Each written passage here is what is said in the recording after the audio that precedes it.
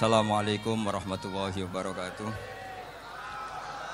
Bismillahirrahmanirrahim. Allahumma sholli wa sallim ala sayyidina Muhammadin wa ala alihi washabbihi asma'in amma ba'du. Sedanten ingkang kula hormati wabil khusus teman bapak kula Kiai Haji Agus Ali Masyuri. Beberapa kiai yang tanpa ngurangi rasa hormat saya hormati semua. Ini ada beberapa Gus. Ini saya ngaji insyaallah seperempat jam. Seperempat jam nanti yang menghisap Gus Kausar berapa Gus? 10 menit. 10 menit.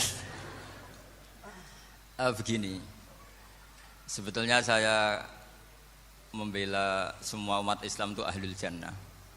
Karena saya ini ibarat marketing. Kalau orang Kristiani itu kan setiap orang mati sudah tenang bersama Bapak di surga. Jadi kampanye itu menarik sekali. Sementara kita sudah kiai, sudah imam masjid, sudah ulama, masih saja dikhawatirkan su'ul khotimah. Ini kalau kampanye ini tidak imbang, ini nanti saya takut kalah. Makanya saya bilang pokoknya semua orang mukmin itu ahlul jannah. Karena memang asli hadisnya seperti itu, man qala la ilaha illallah dakhalal jannah. Bahwa kemudian ada beberapa kiai yang mungkin wataknya itu pesimis, kemudian bikin sekian aturan-aturan yang sebetulnya itu cerminan dari pesimisnya. Terus akan-akan masuk surga itu susahnya bukan main. Nah itu saya tidak setuju karena tadi pasti kalah dengan kampanye sebelah yang setiap orang mati dibilang sudah tenang bersama Bapak apa? Di surga. Jadi ini penting. Terus kedua saya bilang agama ini sudah begitu baik. Masa kunci surga sudah dibocorkan miftahul jannah la ilaha illallah. Masa sudah pegang kuncinya enggak jadi masuk surga itu kan aneh. Ya sudah masuk saja, tapi tidak usah minta bantuan saya, masuk aja. Kan sudah pegang kuncinya. Terus ketiga, kenangan terburuk saya ketika jadi kiai itu gini, saya ada beberapa guru SD datang ke saya. Ini agak-agak masalah besar. Gus boleh enggak buka ujian nasional yang masih disegel? Semua guru bilang enggak boleh, itu kriminal kan. Ada satu guru yang bikin analogi agak kacau. Boleh saja. Wong ujian di kuburan saja dibocorkan para kiai enggak apa-apa. Itu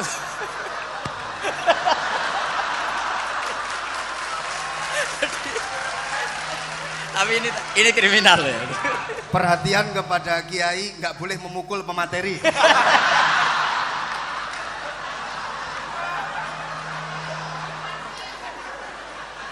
Jadi tentu itu analogi yang salah kan. Marrobuka kan, Tuhan kamu siapa, Nabi kamu. Tuhan kamu siapa, Nabi kamu siapa, imam kamu siapa. Ini kan sudah dibocorkan oleh para kiai.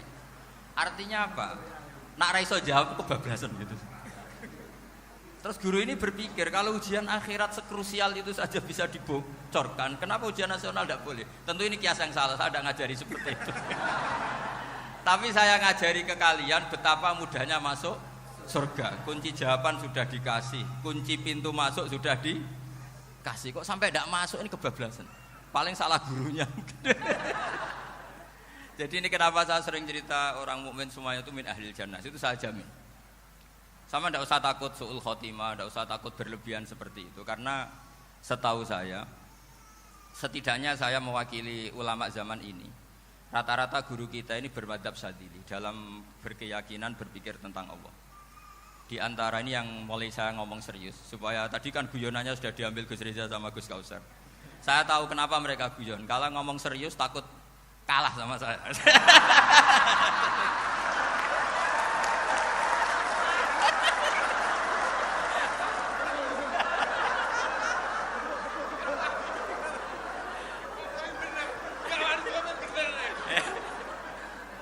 Karena saya ini sudah terkenal pemikir serius, jadi artinya itu satu kepintaran mengalihkan.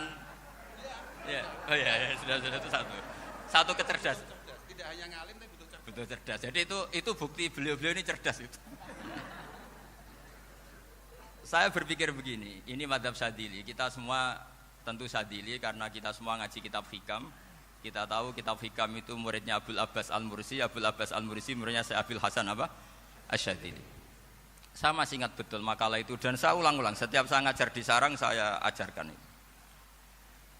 Kilali kata Abdul Hasan As-Sadili, saya pernah dapat hatif, dapat semacam ilham. Apa makna min syarril waswasil khannas? Itu kata beliau dijawab oleh hatif itu. Hatif itu enggak perlu diterjemah tadi ada karena tadi diajarin itu. Apa yang dihidupkan itu enggak perlu dijelaskan.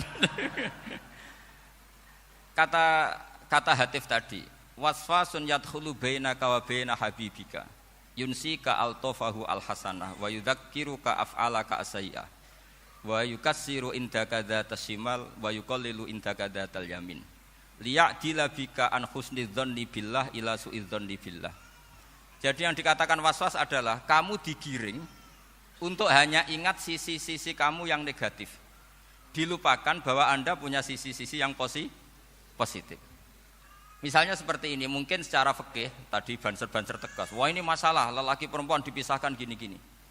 Tapi kenapa Gus Ali bilang ya sudah gini gak apa-apa.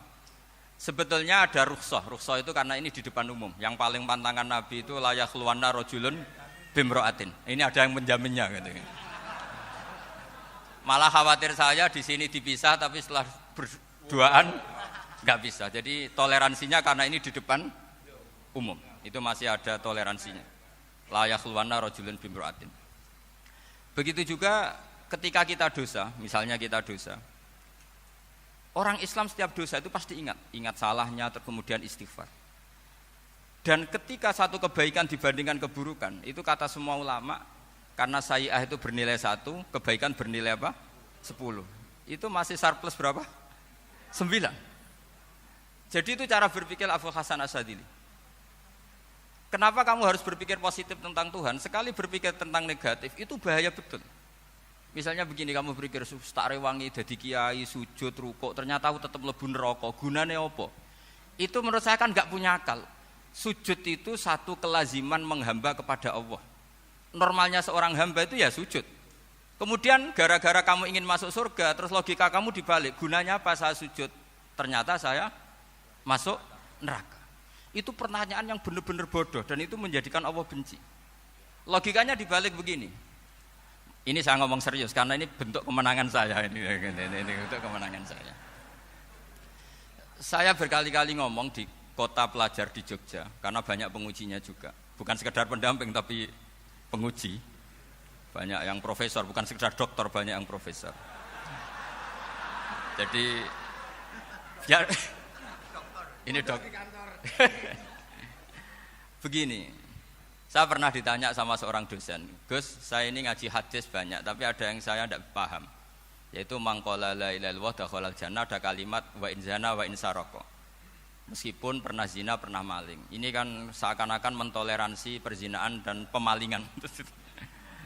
Terus saya bilang, oh makna hadis itu seperti ini. Jadi kebenaran absolut, kebenaran yang mutlak itu tidak akan terganggu oleh status perilaku seseorang. Saya berkali-kali memberi contoh. Orang yang ditangkap KPK akan bilang 1 + 1 2. KPK-nya juga bilang 2. Rivalitas dalam politik, Pak Prabowo ya bilang 2, Pak Jokowi juga bilang 2. Orang yang zaniyah, yang lonte pun akan bilang 2. Muftinya juga bilang 2. Ketua MUI-nya juga bilang 2. Artinya gini, kebenaran yang absolut adalah kebenaran yang siapapun akan meyakini seperti itu. Seperti 1 + 1 2. Kamu punya musuh bilang 2. Kalau ibu-ibu ini punya maru ya marunya bilang 2 tadi tambah mama. Enggak tahu saya terjemahnya apa tadi. Nah, kebenaran yang absolut itu kebenaran yang siapapun pasti mengakui. Dan uniknya begini, saya pernah ngaji acara himmah, acara pondok sarang di Demak. Kalau kamu bilang 1 + 1 menjadi 2, untuk mengatakan 2 itu kamu butuh hadiah enggak? Mereka semua jawab enggak. Kita semua enjoy saja mengatakan tembok itu putih. Kenapa? Karena memang putih. Kita mengatakan 1 + 1 2 karena memang kita tanpa presentasi dapat hadiah, dapat penghormatan. Kenapa untuk mengatakan Allah itu Tuhan kita butuh surga? Memangnya kalau tidak ada surga Allah tidak jadi Tuhan? Ini problem orang soleh-soleh yang terlalu pesimis. Makanya nanti orang-orang soleh itu masuk surganya berat. Tapi kalau orang alim lebih gampang kira-kira seperti itu. Iya, karena kan imannya lebih bagus. Dalam hadis qudsi Allah ini yang dibuli orang-orang soleh. Laulam akhluk jannatan wala naron alam akun ahlan an uto'a, dalam hadis qudsi itu. Kalau saja saya tidak menciptakan surga dan neraka, apa saya tidak jadi Tuhan yang perlu ditaati? Apa kalau kamu tidak saya kasih uang 1 juta terus bilang 1 tambah 1 11? Enggak kan? Tetap bilang berapa? 2. Kalau kebenaran absolut yang 1 tambah 1 kamu bilang 2 meskipun tanpa mendapat hadiah. Kenapa untuk bilang Allah Tuhan kamu butuh hadiah surga? Itu kan serah ikhlas belas. Makanya saya terus mengajarkan ikhlas. Ikhlas itu bisa dilatih dengan akal, dengan pikiran, bil ilmi lah. Harus dilatih. Nah di sini ini momen atau makna yang mestinya harus difahami wa inzana, bahwa kalimat ini sah meskipun dilafatkan seorang yang pernah zina. Sama seperti 1 tambah 1 2 sah, diucapkan siapa saja sah. Dan siapapun akan mengucapkan itu secara ikhlas. Ini penting saya utarakan. Sehingga setelah ada firqah-firqah takfiri yang mengatakan orang megang keris itu syirik, ke kuburan syirik, ini syirik. Itu salah besar. Salahnya adalah tadi kalimat-kalimat atau kebenaran-kebenaran absolut ini sudah jadi sibghatullah man ahsanu minallahi sibghah. Kalimat ini begitu absolut di hatinya orang mukmin. Sehingga ketika terganggu oleh hal-hal yang adat istiadat kayak pegang keris, kayak apa, ini tidak mengganggu. Tetap kualitas iman ini di atas keyakinan adat membawa apa keris. Kalau orang membawa keris menjadi syirik karena percaya sama makhluk. Orang misalnya kejawen kalau nggak bawa keris nggak nyaman. Orang kota itu kalau nggak bawa ATM juga nggak nyaman. Itu tidak dihukumi syirik. Kamu pergi lupa bawa HP nyaman enggak? Enggak, kenapa enggak dihukumi syirik?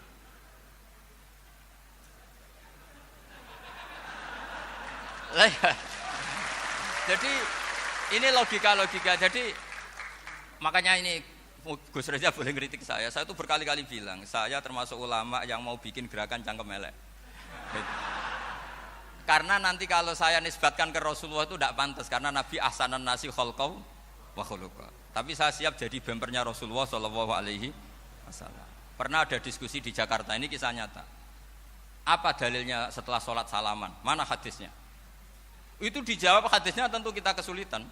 Kalaupun ada hadisnya dhaif semua yang masalah musafahah. Akhirnya mau tidak mau dijawab pakai cangkem elek.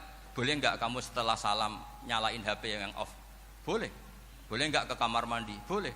Oh berarti kencing boleh, nyalain HP boleh, yang enggak boleh itu ingat Allah. Karena mereka mengkritik wiridan, ngeritik salam. Akhirnya mikir deh. Ada enggak hadisnya orang setelah sholat nyalain HP?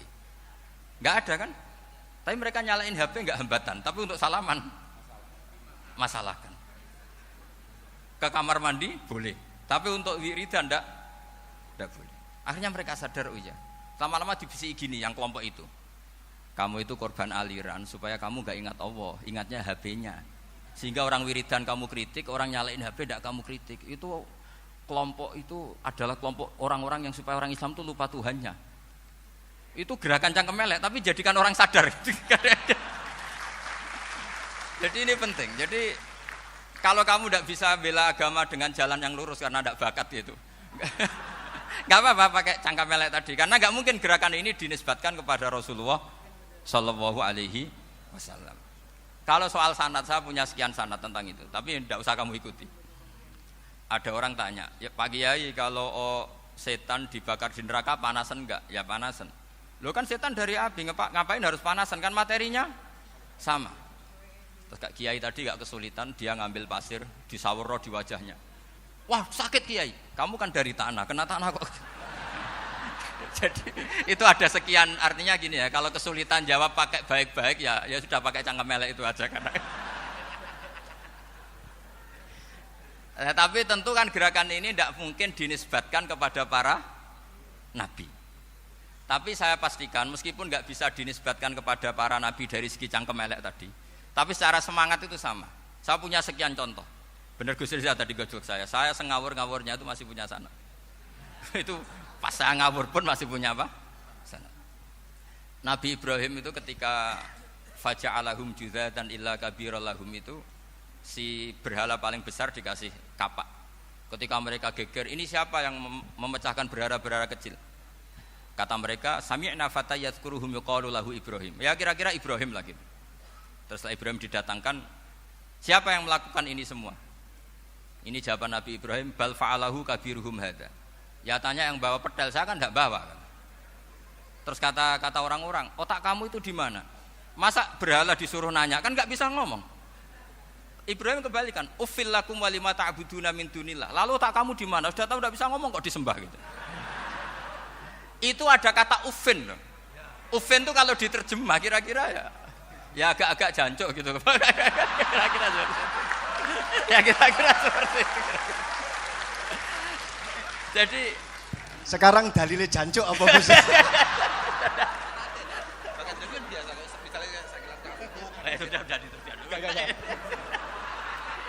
Gimana? Jancuk itu dari daksu, dak tinggalkanlah suan perkara sing elek. Krono ilate wong Surabaya kakean rawon, akhirnya ngomongnya jancuk. Gitu.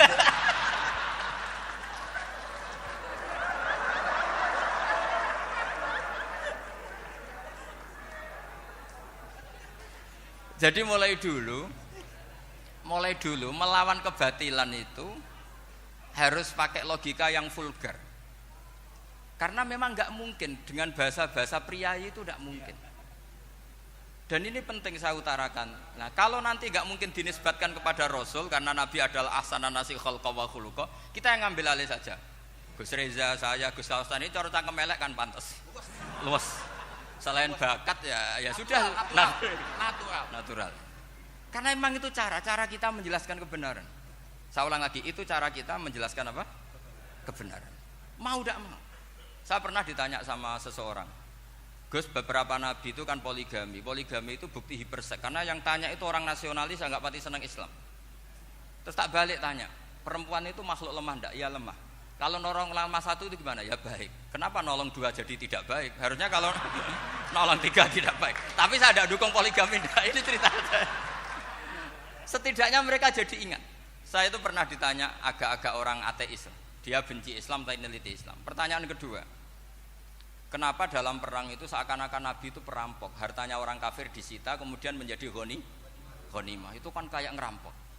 Terus saya tanya gini, kalau ada penjahat ke rumah kamu kemudian pakai senjata api, setelah kamu ringkus, itu senjata api kamu kembalikan apa kamu sita? Oh ya saya sita, kalau tak kembalikan dipakai ngerampok lagi. Ya sama seperti itu, kalau kekuatan mereka dikembalikan akan dipakai kekuatan mereka lagi. Jadi ya lagi-lagi ini kemenangan orang serius. Karena nanti guyonnya sudah dintekno sama Gus Safa sama Gus Riza. Nah, kenapa saya ngajar begitu rileks, begitu santai? Karena pikiran saya sederhana. Fa innal uqula muttarratun ila qabilil haq. Akal sehat pasti dipaksa menerima apa? Kebenaran. Sehingga kebenaran itu tidak usah kamu ngomongkan secara serius, secara tidak perlu. Kebenaran itu mudah diterima. Saya itu pernah ngaji berkali-kali di Jogja di mana-mana sampai ada buku seorang dokter nulis tesisnya itu bangga lagi menjadi muslim setelah ngaji saya itu. Karena saya menerangkan itu ringan. Orang Islam itu harus mencintai Allah. Ciri utama cinta itu tidak tegang, rileks. Saya bilang begini, kalau kamu pernah 1 tahun digratisi orang rumah, makanan, kamu kira-kira itu mudah nggak mencintai orang yang berjasa sama kamu minjemin rumah dan ngasih makan gratis? Mudah kan? Apalagi kita ini mudah mencintai orang yang minjemin mobil 1 tahun, ngasih rumah 1 tahun, apalagi selamanya. Kenapa kita tidak mudah mencintai Allah yang memberi kita bumi, air, oksigen, semuanya kita dikasih Allah? Akhirnya mereka mikir, wong mencintai seseorang yang ngasih dalam durasi 1 tahun saja mudah, apalagi mencintai Allah yang ngasih kita tanpa batas. Itu disebut walladzina amanu asaddu hubbal lillah. Orang mukmin itu mudah sekali mencintai Allah. Caranya dilatih tadi. Kita mudah mencintai orang yang berjasa sama kita. Kenapa tidak mudah mencintai Allah yang tentu jasanya lebih besar? Nah, karena akhir-akhir ini banyak orang yang terlalu nazir, terlalu kata Nabi kan basyiru wala tunaffiru yasiru wala tu'assiru. Sehingga saya bikin gerakan. Pokoknya semua orang mukmin pasti masuk surga. Nanti soal ada kesalahan-kesalahan kecil yang menjadikan orang su'ul khotimah itu sifatnya kehati-hatian. Jangan menjadi hukum. Hati-hati itu tidak menjadi hukum. Kalau kamu nyupir hati-hati itu bukan berarti pasti kecelakaan. Enggak. Hati-hati itu ya hati-hati saja, tidak menjadi hukum. Ini penting saya utarakan karena kubu sebelah kampanyenya sudah tadi, setiap mati mesti tenang bersama Bapak di surga. Sementara kita mau kampanye, kamu sholat tidak mesti diterima, haji tidak mesti diterima, jadi kiai tidak mesti masuk surga. Coba kalau kita kampanye gitu terus, yang mau jadi muslim itu siapa? Jadi ini sudah tak perhitungkan matang-matang saya milih mazhab seperti itu. Ya ini saya pikir sudah, ini pembandingnya supaya punya waktu.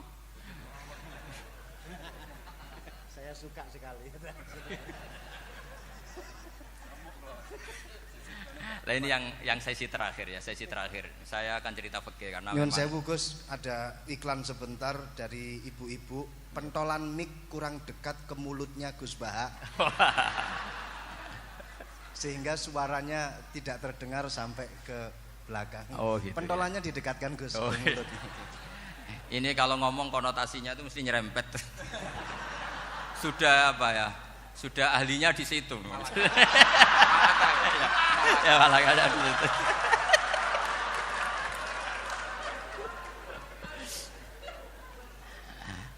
Dalam sesi terakhir saya cerita pentingnya pembanding. Imam Rafi'i itu yang ngarang kitab Muharrar. Kitab Muharrar ini adalah ringkasan dari kitab Al-Wasit. Al-Wasit itu karangannya Imam Ghazali. Al-Wasit sendiri ini khas ngaji NU karena NU maknanya Nahdlatul Ulama, gerakan para ulama. Jadi kalau nggak ngerti alim-alim seperti itu ya ada NU. Sebenarnya sampai itu pasnya Nahdlatul Ummah, gerakan umat. Tapi kan sudah jadi partai politik Nahdlatul Ummah. Karena yang katakan NU itu Nahdlatul Ulama, gerakannya para ulama. Imam Rafi'i itu berpendapat sujud itu cukup pakai baduk, pakai jidat. Itu dalam kitab Muharrar. Wal asoh anna sujud yasihu mau cukup biwatil jabhah. Ketika Imam Nawawi mentasih kitab Muharrar namanya Minhajut Thalibin, itu mengkritik Imam Rafi'i. Kata beliau sujud itu untuk sah harus melibatkan 7 anggota karena berdasar hadis umirtu an asjuda ala sabati a'zumin, yaitu al jabhah wal yaden warubaten wal qadamen, yaitu jabhah 2 tangan, 2 lutut dan 2 qadamen. Akhirnya saya ngecek di kitab asli. Imam Rafi'i termasuk Ashabut Tarjih dan Imam Nawawi. 2 orang ini khilaf. Kan nggak mungkin kita sebagai mushahihnya karena yang khilaf ini 2 ulama besar, satu Imam Rafi'i, satu Imam siapa? Nawawi. Kita tidak bisa hanya ngikuti Fathul Mu'in yang mengatakan idza khtalafan Nawawi wa Rafi'u quddiman Nawawi, tidak bisa karena Imam Nawawi ini sering nginduk sama kitabnya Imam Rafi'i karena senior Imam Rafi'i. Setelah saya cek di kitab kitab asli Mamba ya, satu sumbernya semua madzhab apa? Syafi'i. Ternyata Imam Syafi'i nak ngedikan hanya begini. Wa uhibbu, saya suka setiap orang Islam sujud itu melibatkan 7 anggota karena itu aman, pasti sah. Tapi wayah tamilu kata beliau, tapi mungkin saja sujud hanya watul jabah itu sah. Kenapa kata Imam Syafi'i? Liqaulihi sallallahu alaihi wasallam atau li du'aihi apa sallallahu alaihi wasallam fi sujud sajadalaka wajhi wa sam'i wa basori. Nabi ketika sujud itu hanya berdoa, ya Allah sujud kepada engkau wajhi wa sam'i wa basori. Nabi tidak menyebut wayadi wa rukbati wa qadam. Sehingga saya berkali-kali bener kata Gus, saya ini pembela umat sing sujute 7 anggota ya taklem pantes dadi Rais Suriah. Itu. Yang sujute bathuk tok ya tetap sah ngikuti mazhabnya Imam Rafi'i. Meskipun itu tidak saya anjurkan. Tentu tidak saya anjurkan. Alasannya Imam Syafi'i tadi, Rasulullah pernah berdoa dengan kata-kata sajadalaka wajhi, bukan diteruskan wayadi warubati wakodha. Sehingga fal khilaf huna bakin ala khiddati kalau dalam bahasa fikih. Khilaf biar tetap sesuai aturan khilaf masing-masing. Enggak perlu kamu menggugurkan pendapat Rafi'i yang mengesahkan sujud hanya pakai jabah. Ini penting karena tadi seperti saya katakan, yang sujud anggota pitu ya masuk swarga mergo pintere, sing nganggo bathuk tok yang mlebu swarga mergo gobloke tadi, karena aksaru ahlil jannah al-bulhu. Nah ini madzhab saya. Jadi saya itu ingin umat Islam itu baik-baik saja. Iya betul, madzhabin jenengan. Ya. Karena tidak mungkin lah kita tidak bela Islam di zaman akhir, tidak mungkin karena di kubu sebelah kampanyenya sudah seperti itu. Kalau kita ngomong ikhtiyat, kiai ra mesti mlebu swarga, sing salat ngethuk ra mesti husnul khotimah, wah kan jadi repot. Saya ini pengagum teori ikhlas, dilatih bil ilmi, saya ulang lagi, dilatih bil ilmi. Saya ini malunya tadi saya mengatakan 1 tambah 1 2 itu meskipun tidak ada yang memberi hadiah tetap saya katakan 2. Saya mengatakan air itu dingin, tidak ada yang ngasih hadiah, saya akan bilang kalau air itu dingin, kalau api itu panas. Untuk hakikat-hakikat seperti itu saja saya jujur tanpa ingin imbalan. Tapi ketika hakikat mengenai Allah kok saya minta imbalan surga dan neraka, ini apa-apaan? Kira-kira gitulah, Rois Suriah macam apa gitu.